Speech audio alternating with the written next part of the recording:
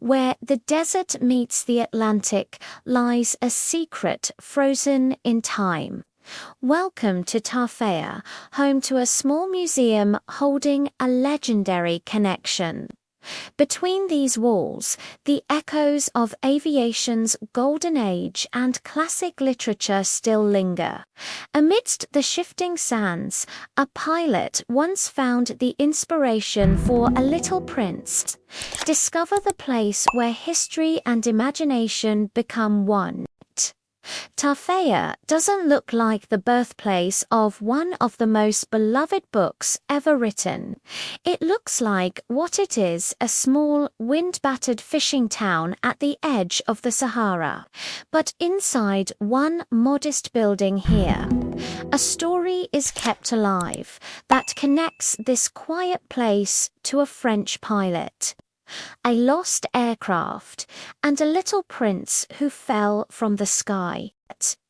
This is Scarlett, and today's stop isn't a mosque or a Kasbah, it's a museum. A small one, easy to miss, dedicated to the memory of Antoine de Saint-Exupéry, the aviator and writer who lived right here in Tarfaya, back when this town was known by a different name, Cap Juby. In 1927, a French airmail company called the Aéropostale needed a refueling stop between Toulouse and Dakar. They chose this stretch of coast. Then called Cap Juby, a young pilot named Antoine de Saint-Exupéry was put in charge of the airfield. He stayed for about 2 years. It was a lonely posting. Saint-Exupéry was responsible for rescuing pilots who crashed in the desert and negotiating with local tribes for the release of captured aviators. In the long, quiet stretches between emergencies, he read, and he began to write. Out of that isolation came his first novel, Southern Mail. And years later, memories of this exact landscape, a pilot, alone, stranded in an ocean of sand, would resurface in the book that made him famous around the world, The Little Prince. This is it. Not a grand building, a converted house right on the edge of the old airstrip. Let's go inside. Scarlett enters the quiet sanctuary of the boutique gallery, where every photo on the wall tells a unique story. Welcome. Entrance is 30 dirhams. Please take your time. There is much to see packed into this small space. Thank you. I have been looking forward to this visit for a long time. The first room tells the story of the Aéropostale itself, ambitious, dangerous project to bridge the world. The mission was to carry mail by air from France to West Africa and eventually all the way to South America. This happened at a time when flying itself was still a risky, improvised business where safety was never guaranteed. Every flight was a battle against the elements, requiring immense courage from the pilots who navigated these primitive machines. As Scarlett explores these halls, we witness the legacy of those who risked everything to deliver words across the sky. History calling, the visionary, desert flights, Sahara sunset, reflecting on legacy. Model Brigate 14s, the same type of biplane Saint-Exupéry flew. Looking at these, it's hard to imagine crossing open desert and ocean with instruments this basic. No radar, no reliable weather forecasting, just a compass, a map, and nerve. History has a way of finding us in the quietest moments, bridging the gap between then and now.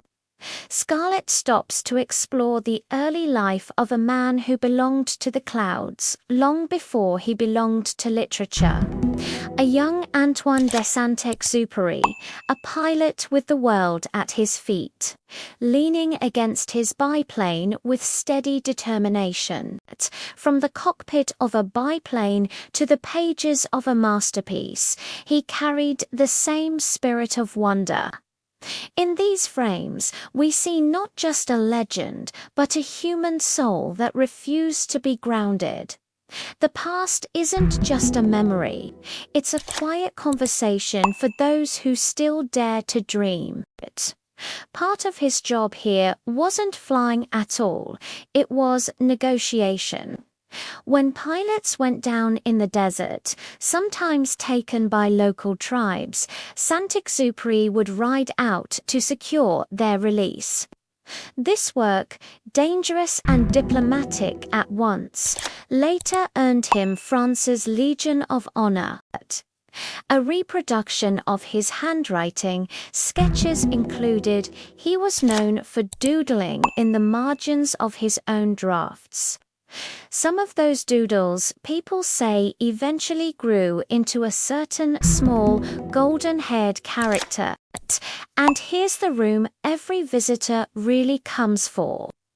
The Little Prince wasn't written here, that came later, in New York, more than a decade after Saint-Exupéry left this coast. But the loneliness, the endless sand, and the idea of a pilot stranded far from anywhere all trace back to this exact landscape. It was here, amidst the silence of the dunes, that the soul of the story was truly born. Translated into more languages than almost any book in history.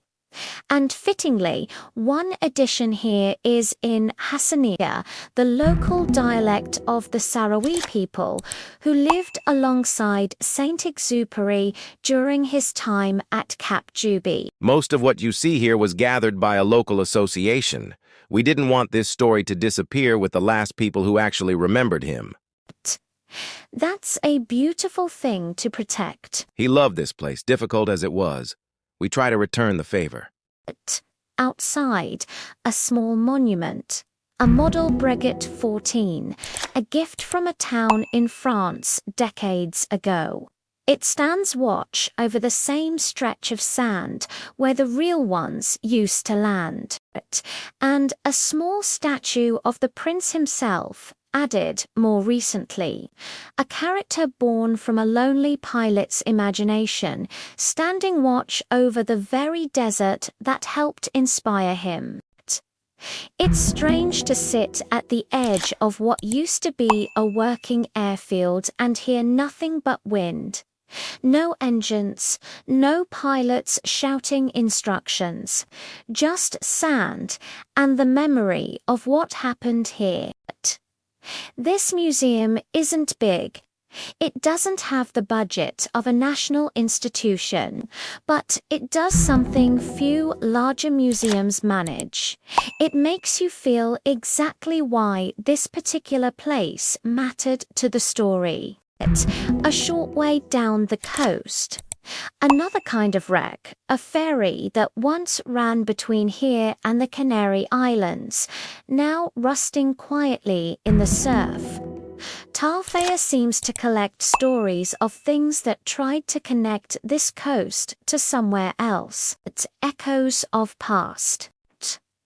I've ridden past a lot of monuments on this trip. Forts, mosques, old colonial buildings, but this is the first one that made me want to go back and reread a book I thought I already knew.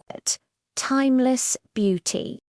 Big museums preserve empires and dynasties. Small ones like this preserve something more personal, one man's 2 lonely years, and the imagination that grew out of them. If you're passing through Tarfaya, this museum is easy to miss and worth seeking out. Entrance is 30 dirhams. It's small. Give it 30 to 45 minutes. Longer if you get talking with the volunteers, which I'd genuinely recommend.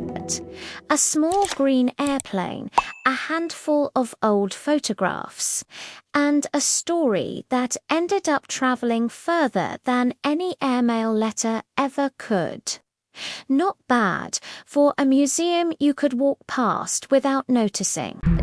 The Musée Antoine de Saint-Exupéry in Tarfaya, a small building, a lonely coastline, and one of the most quietly moving museum visits I've had on this whole journey.